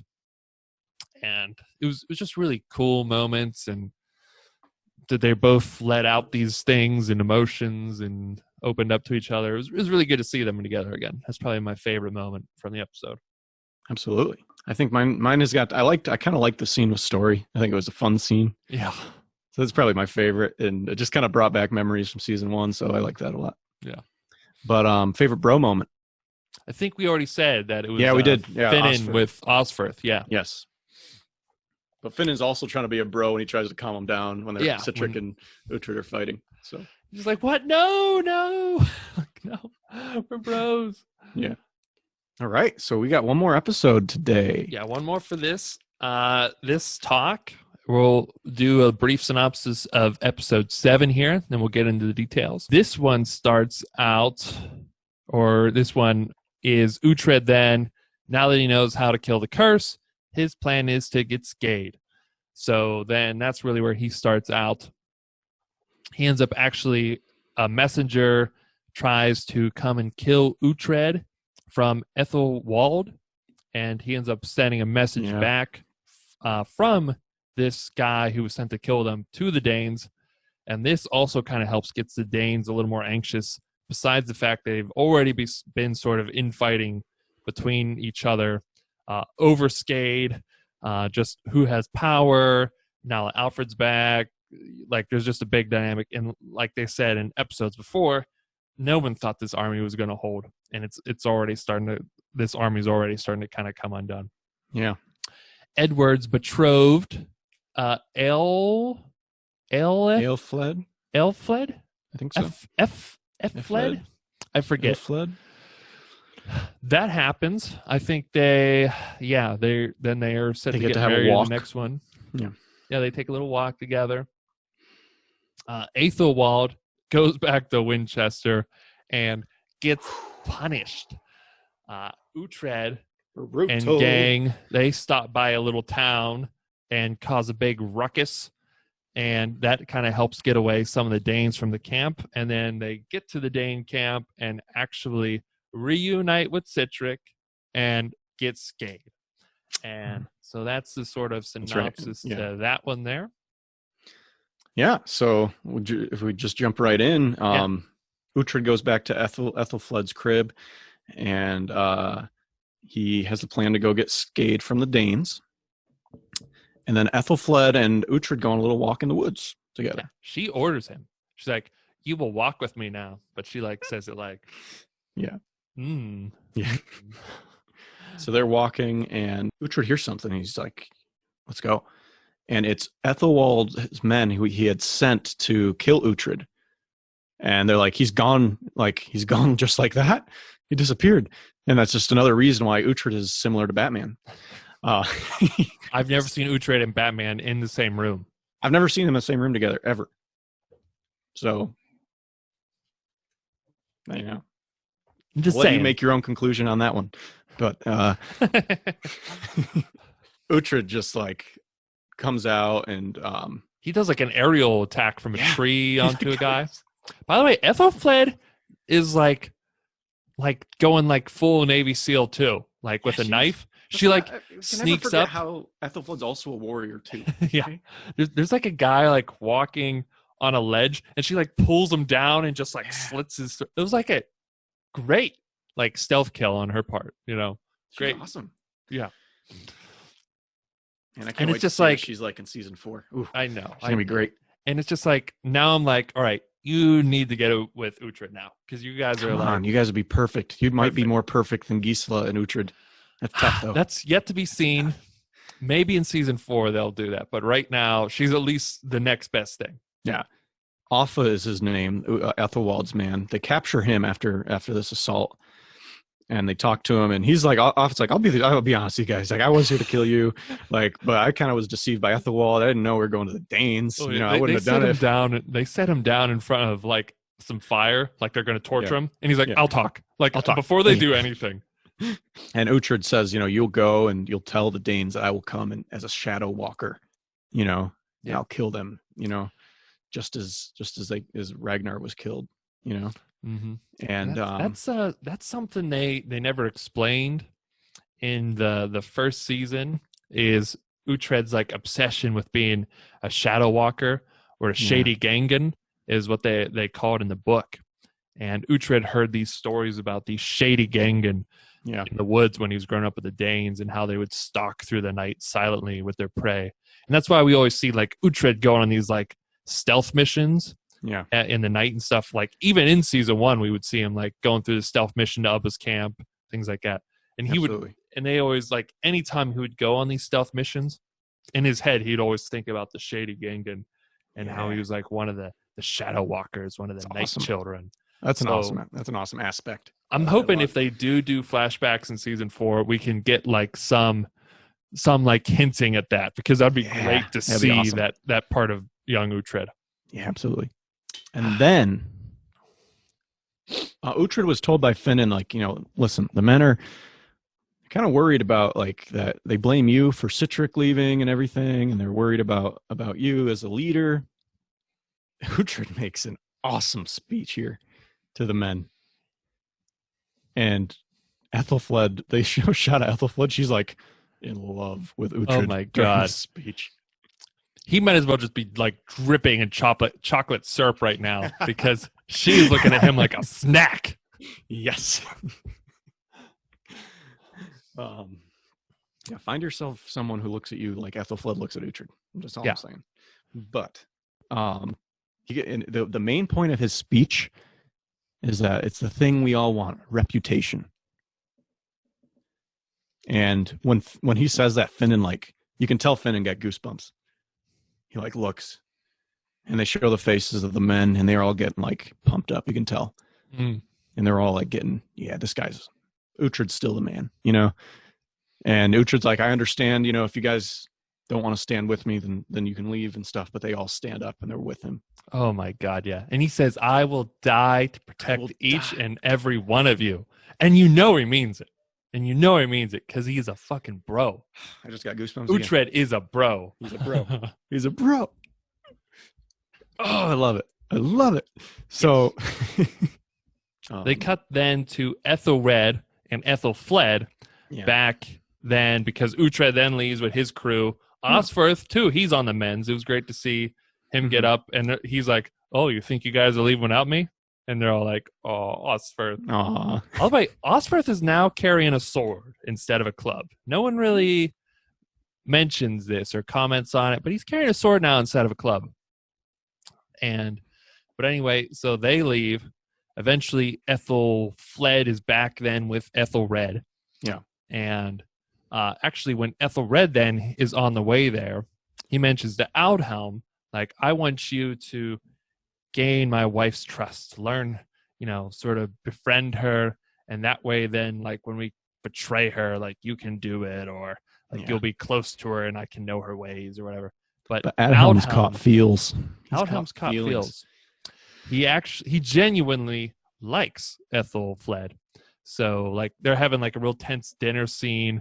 And I remember like at one point, like her and her husband are like kind of fighting. And then he's like, I'm not hungry anymore. I'm going to go vomit. And like just gets up and leaves. And Aldhelm's like, so I'm supposed to be your friend now.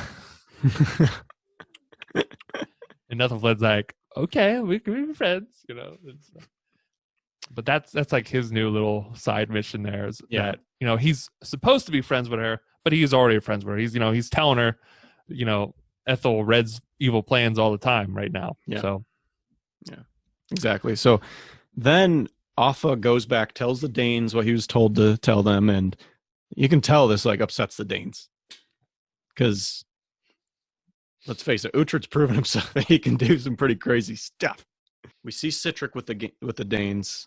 And then finally, Canute gets his wish and beds Brita. Oh, yeah.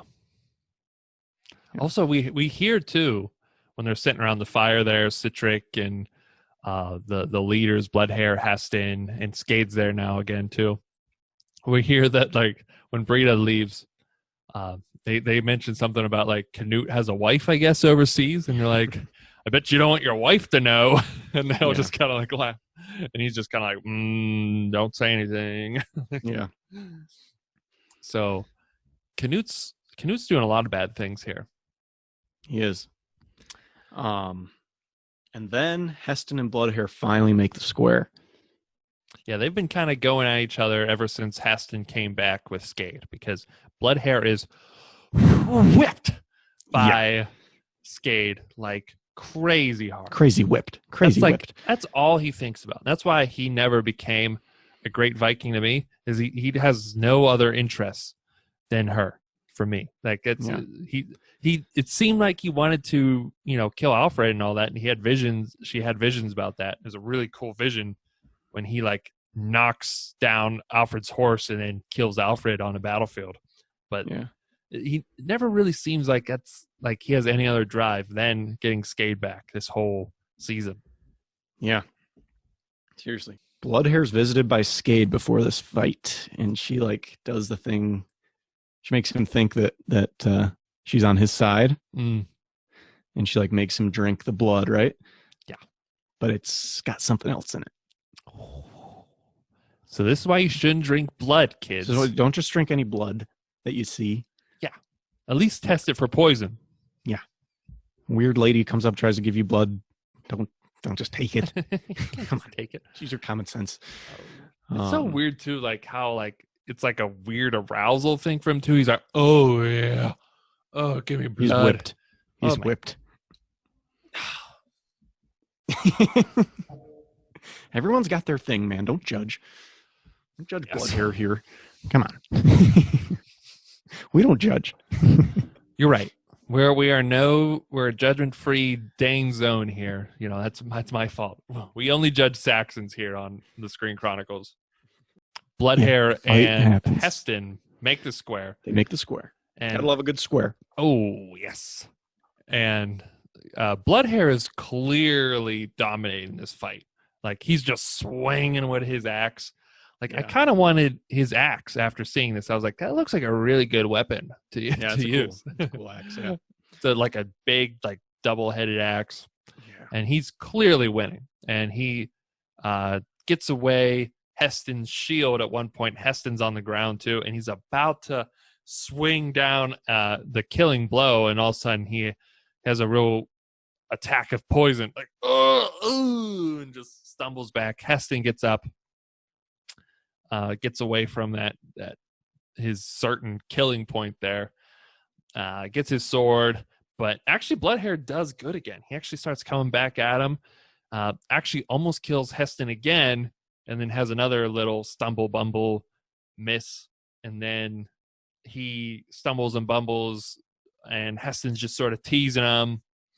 And it's pretty clear Heston's probably about to win.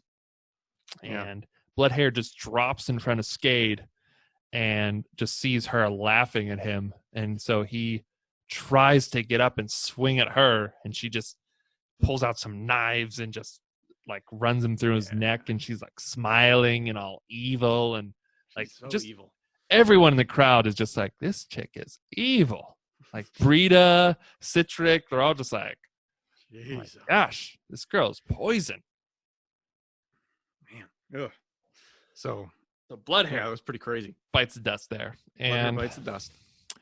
Yeah, like I said, he had some potential, but he never panned out. To me, he didn't pan out. Nah. I don't know. He was just whipped by Skade the whole time. Yeah, he was just whipped. Yeah. So whip. And he killed a horse.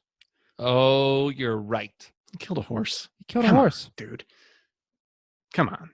That happened. Bloodhair's gone. We go back to Winchester where Aelfled, the betrothed to Edward, comes the first time he sees her. She's a pretty girl. Mm-hmm. And Edward seems pleased with the way she looks. Mm-hmm. And they go on a little walk together. To me, she's kind of hard to read. She doesn't really say much, but yeah, I don't know how to read her yet either. I don't know if we'll get more of her in season 4. I think we will, and I'm not sure what kind of character she's going to be. I don't know if she's going to be such a good character. I don't know. There's something about her. I'm not sure. Yeah, I don't know. I'm not sure. So her dad is definitely a very questionable character as well. Mm-hmm. And her dad seems like a smart dude. And that's part of this episode too, is that while they're walking, Alfred and the father try to settle on a bride price. And Alfred at first gives a low price, and the other guy's just not having it, you know. Mm-hmm. And he brings up a good point that, like, well, I think you should have a higher price because there's no guarantee that he's going to be king, you know. Mm-hmm. It's like, yeah, he's probably going to be king, but there's a lot of other people that want to be king when you die, you know. So how can we have your protection? And they're arguing too is because in our heads it's like, oh, the next guy up, he should be king, right? But it's normally a Witten though that picks the next king. It's that Witten. So right. That's the uncertainty behind it. Exactly. And then Ethelwald hops off a cart that he just got back to Winchester. And I mean, this guy's a straight up traitor coming back in. And tries to act like he didn't do anything wrong. He goes to sitting there, he's eating or something, drinking somewhere, and like Father Pure League sees him. Yeah. And he's just like, am I seeing this? Like, you just rolled in. The nerve of this guy, right? Yeah. So Pure League grabs him, puts him in a cage. He's like, I want to talk to Alfred, at least Edward. Let me talk to somebody. Mm-hmm. Because Ethelwald's pretty good at talking his way out of stuff. Yep. And he gets called to a Witten. Good Witten. And there's a scene where Bianca goes to tell Alfred, and Alfred's like, I'm sure whatever you have to tell me is not going to be the death of me. And Bianca's like, well, it's Ethelwald. And Alfred's like, oh. Oh. So maybe it will be. So it could be. So it could be the death of me. But they have a little Witten. Gotta love I love Wittens. This is a lot happens from this Witten. I haven't been. I mean, all Wittens have been canceled due to the coronavirus. Yes. It's been hard to do Wittens over Skype and Zoom and things like that. It doesn't work as well, you know? Yeah, you don't get that impact. And when someone says gouge him out, kill him, it's like, well, it's got to be at least another month or so before you can do that. Right. So, right. So they have this witness, and Ethelwald's trying to tell them, I decided to go and spy on the Danes, so I could come back and tell you what's going on. And he's like, well, they're raising an army against you and stuff like that. And, Alfred's not buying this. You know what I mean? No one in the crowd is buying it either. Because they're like, what did you learn? And he's like, that the Danes think you're weak and that they're going to come here and attack. And like, everyone's like, I already knew that. Yeah. We already knew that. Iaka says something about how when he went up to Dunholm, like you were there, and, he makes an excuse for that and everything. And basically, Alfred needs to go and think about this.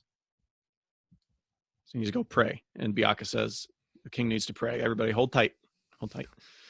So pretty much the jury goes in. And while they're in there, Ethelwald always knows what to say, Mm-hmm. So he goes to this character named Sigebrit, who has his own land, his own men, and says to Sigebrit something about how, how's the woman you loved, who was Edward's lover? Yeah, the one he got pregnant. Yeah. And had those bastard children with that the church took and sent her to a nunnery. And Sigebrit liked her or loved her. So he doesn't like Edward then because of all this then going on. Yeah. So Ethelwald obviously sees I could probably get an ally here from this guy. Yeah. And it seems like, and I even kind of think at this point, he might get off from this. Ethelwald might get out of this without even so much as a slap on the wrist. And so Ethelwald's thinking that too. And he's still scheming. He's still like, Sigebrit, come on. We got this going on. He seems like, and he does actually make an ally here. He does, yeah. And then Alfred comes back from prayers. Actually back in prayers, he's talking to Elswith comes in, his wife. And I think he even says, Elswith is telling him, he needs to die for what he's done. He's a straight up traitor. Like he was planning on killing you and taking your crown. Everybody knows it. Everybody knows. He was telling everybody that's what he was going to do.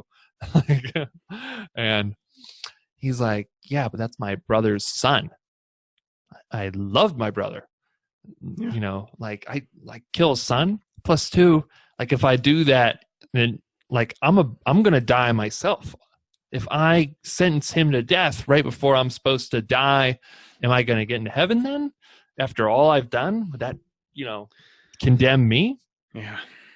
So he's like, and it makes it, and at that point, you're like, he's obviously not going to kill Ethelwald then. Yeah. So then he comes back in, and you're like, and even Ethelwald is like, I'm getting off here. And yeah, because he starts saying stuff. off. Yeah, he starts saying stuff that makes it sound like he's going to get off. Yeah. And he goes, he like calls Ethelwald to him. He takes his hand and he says,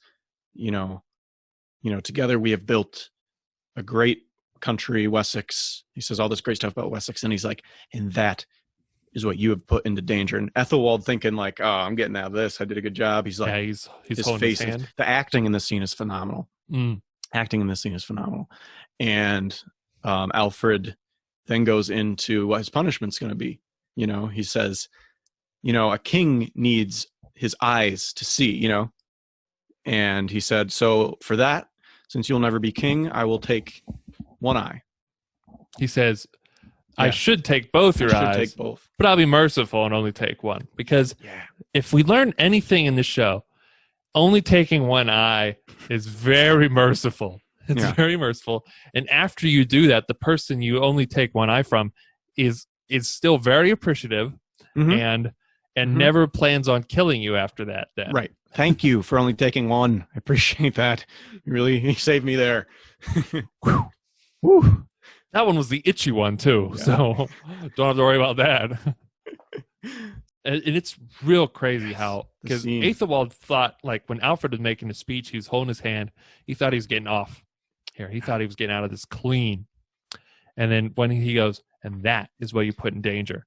Yeah. Ethelwald just goes, and you can just see in his face, it's like, shit. Yeah. And he like gets on his knees and he's begging, like, please no, please no. He goes, no. Uncle. Uncle. Yeah, see, we don't hear him say uncle. Have we ever heard him say uncle? I don't think I've ever heard Ethelwald describe Alfred as his uncle, other than to me that one line to Uhtred where he's like, "We both had uncles take our throne from us," or something to that effect. I'm about to get deep here, but just to me that brings you back to like imagine when Ethelwald must have been a child. I bet, who knows, Alfred and him, maybe they had he loved Uncle Alfred as a kid, maybe, Yeah, I mean, Alfred when he was younger was humping chicks all the time, and he wasn't a king, and he was still the guy that was making sure they had records on everyone and things to that effect. But who knows? Who knows what their relationship might have been was like. his role model. That might have been why Ethelwald ended up that way. Who knows? So when he says uncle, that's what I think in my head. It's like, oh my god, Alfred's known him since he was a baby. Alfred probably held him as a baby.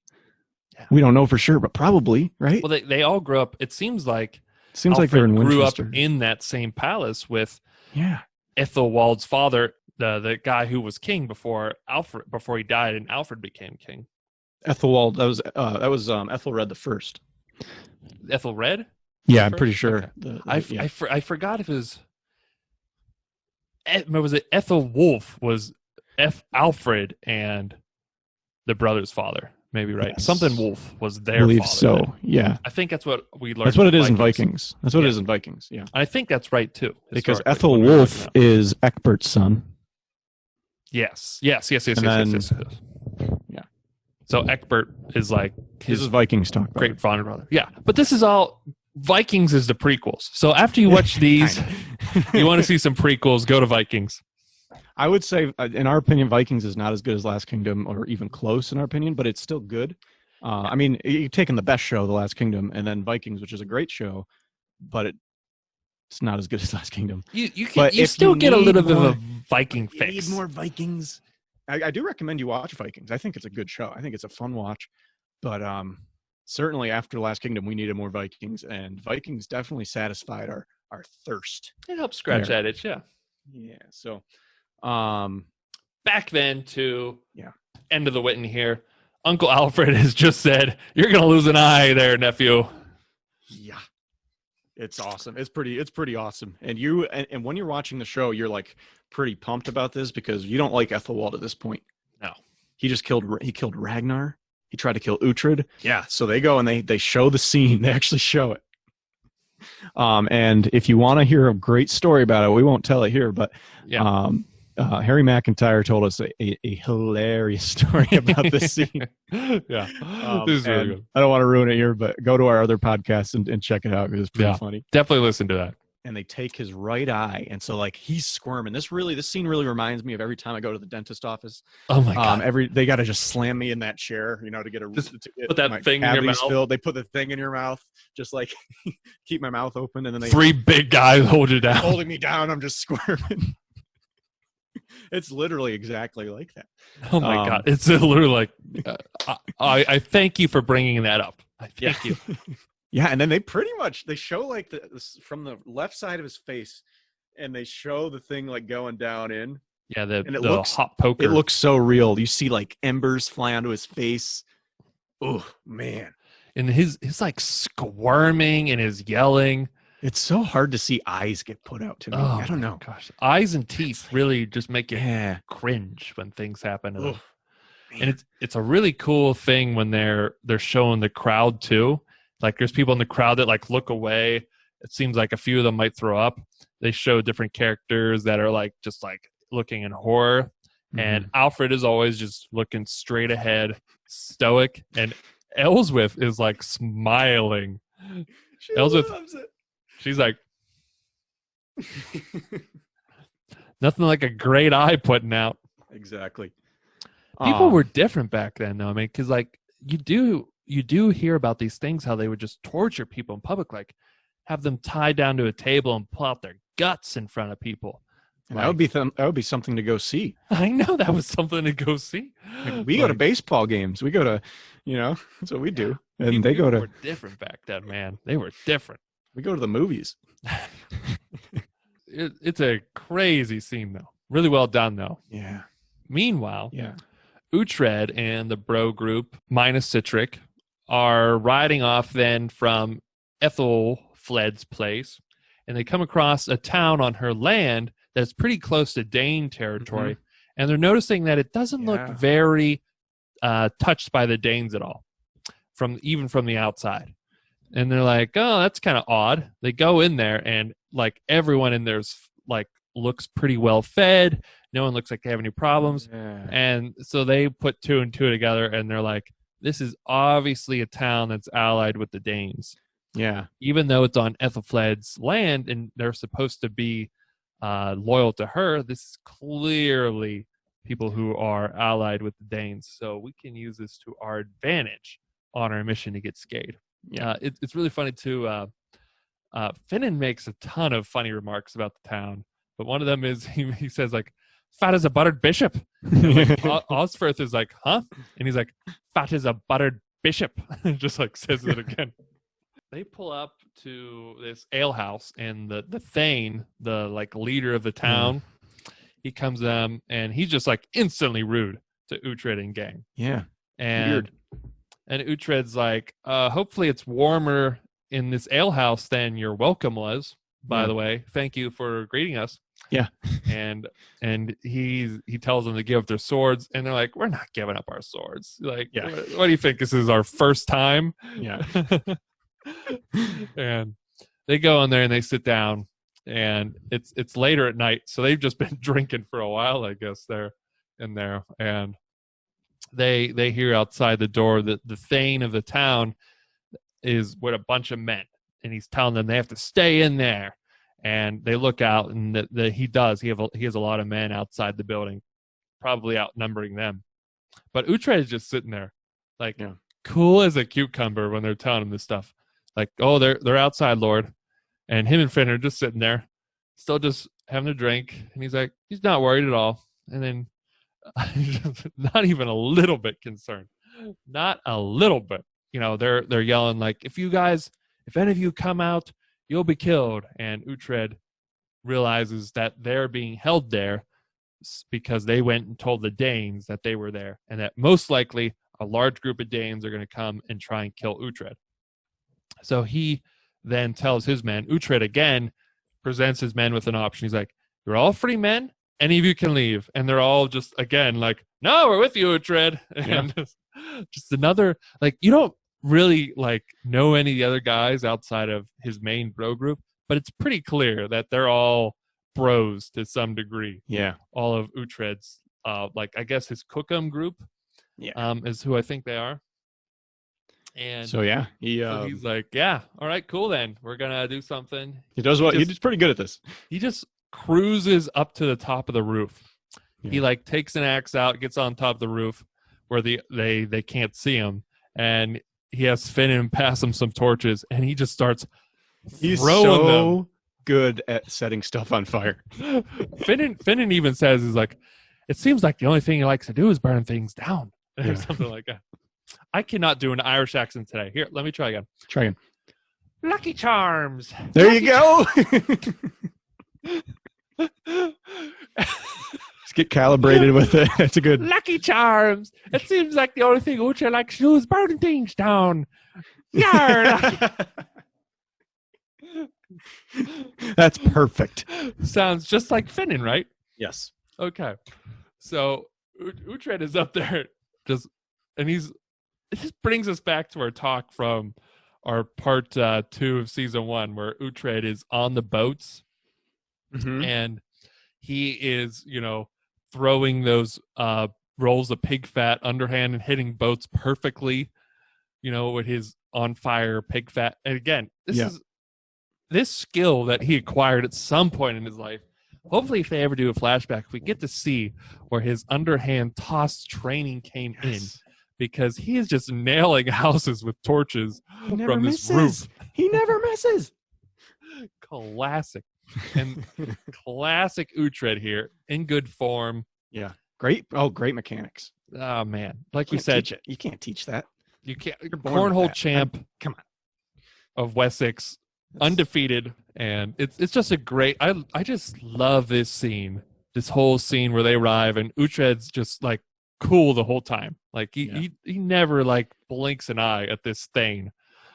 And eventually, though, the whole town's on fire. So all the men that were guarding the alehouse, they leave, and it's just the Thane standing there. And he's like, "Please, please don't kill me." And Uhtred does. Yeah. Uhtred totally kills him, and he yells at all of them to remember that they work for Ethelfled. Yeah. It's just not the Danes. Yeah. Yes, not the Danes. Just a badass Uhtred scene here. Yeah. Oh, it was real funny too when him and Finan were sitting there, and they were trapped in the ale house, and when the Thane told them, and Finan's like, "Oh, trapped in a warm ale house. Oh, Lucky Charms. Oh, trapped in a warm ale house. I can think of worse places to be." Yeah. Oh man. No, but he says, and it's just funny. Like, I feel like we get a lot of like little bro moments in this one. Yeah. So then they leave the town though after they set it on fire, on their way then to the Dane camp to get Skade. Yeah. And Yet then Canute has heard that Uhtred's trapped in this place, so he sends men there. And so men leave the Dane camp, and that's less men for Uhtred to worry about. Yes. So that works out. Actually, it works out pretty well for Uhtred in the end. Uhtred has great plans. Well, that's what he was planning on, them sending a message to the Danes. Yeah. Hoping that someone would leave. So anyway, then they're sitting outside the camp, and we already told you about Citric, but Citric, we don't know. Uhtred didn't let us in on the plan either. Uhtred wanted us convinced so that if anyone saw our reaction, that we would think that they really broke up. Yes. Like they're sitting in the woods outside the Dane camp, and they're like, "Someone's coming," and Citric is just walking up, and you're just like, "What is going on?" And Uhtred like holds up his hands, like he's got a gun pointed at him, and Citric pulls out his sword, and he's like, "Surrender yourself to me," or something like that. Uhtred drops his knife on the ground, and like Osferth is just like looking at them like, "What? Like what? We're gonna surrender to Citric by himself?" And then they just instantly throw down their swords and just bro hug. Yeah. And Finan's like, "I knew it. Yeah. I definitely knew it." He totally did not know. Time. He did not know. That's the bro moment for me. Oh my god, that easily. So Citric has been a great bro the whole time, and Finan has been still in the spotlight from him. I'm sorry, Citric, you haven't been getting bro moments, but here's your bro moment right here. Such a huge bro moment, dude. Great bro moment. So, when they get together, it was just a real like Finan. Finan's involved in it because Finan was like so relieved. Yeah, he was so relieved. And Osferth's like, "They were playing us," and Finan's like, "Oh, I knew it the whole time." I knew it the whole time. Let me do that again. Lucky Charms. I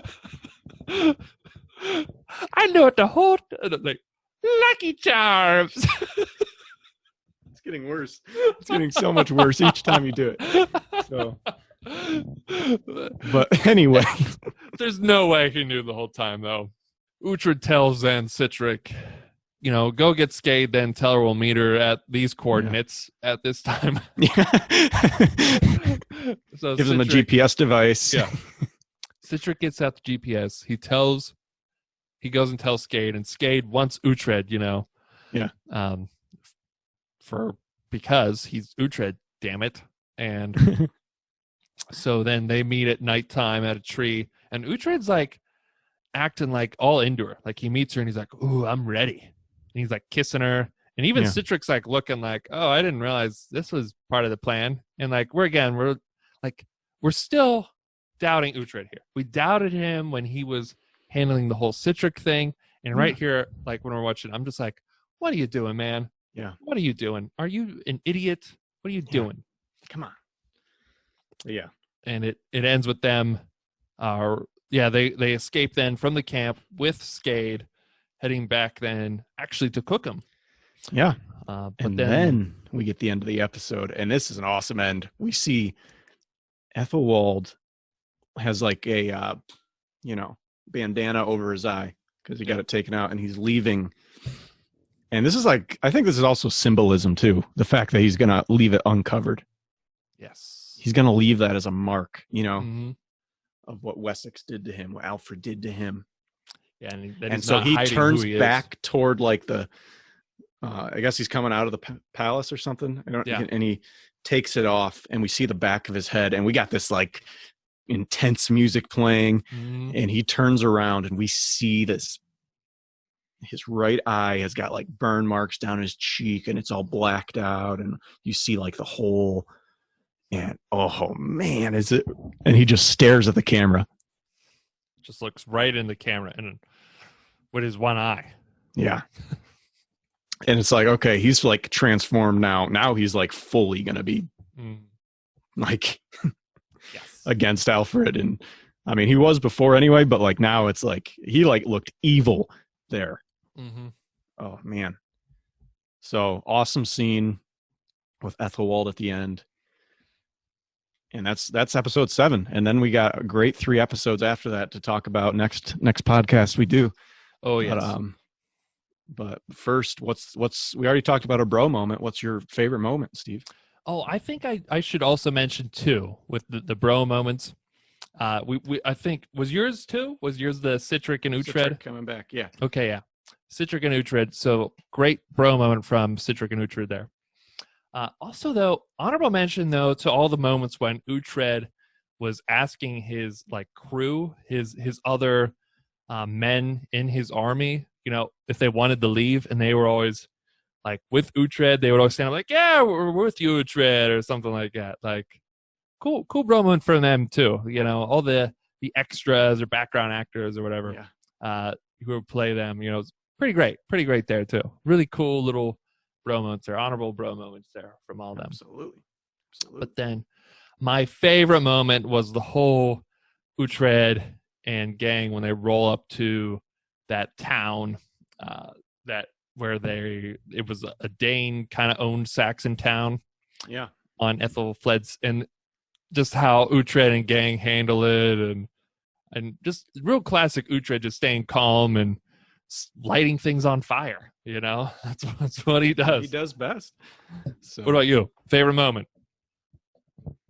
I like the scene where Ethelwald gets his eye out. I think it's a great scene. That is a great scene. Then the end when he turns around is a great moment. It's really cool too, because how they did it. He was walking at you, and then it's behind him, and then he's about to turn around after he takes it off, and then he's about to turn around, and as he's turning around to the camera where it was, the camera then cuts behind him. Yeah. Now you're still seeing the back of his head. You haven't seen his eye yet. Yeah. And you're just like, come on, are they gonna show us? Yeah. And then he turns around. And they actually show us. Yes. Oh, it was sweet. Very well done. Mm-hmm. Very well done. So yeah, there we have it. I really like these 3. A lot of good Alfred moments in them. Mm-hmm. Again, yeah, the Alfred moments through this season are very strong. A couple really good Uhtred ones too, especially him and Brita, him and Citric, him at the town. A lot of cool things from Uhtred there. So really good couple 3 there, and I'm really excited to talk about the next 3 because they are so good, so satisfying. So yes, especially through the ups and downs of this season. There's so many little threads. You're like, how am I going to get satisfied with this? Yes, and they just knock it out of the park every time. Yeah, they somehow do it. So yes. If you ever make any more Game of Thrones, try and pay attention to this show. Yeah, see what The Last Kingdom's doing, and just do that, because man, they still kill off characters and have meaningful plots with betrayal, but still satisfy people. But we do have some, also a couple other, maybe not a couple, but one more sort of unsatisfying moment in the next 3 to talk about. We'll talk about that then. You can subscribe to us on YouTube, The Screen Chronicles. You can follow us on Instagram at The Screen Chronicles _ Follow us on Facebook. Just search The Screen Chronicles, and we're on Podbean. On all podcast platforms, wherever you like to listen to podcasts, you can find us, download us. Again, that's The Screen Chronicles. thank you, Arslings, for listening. And stay tuned. Like we said, we'll be covering season 4.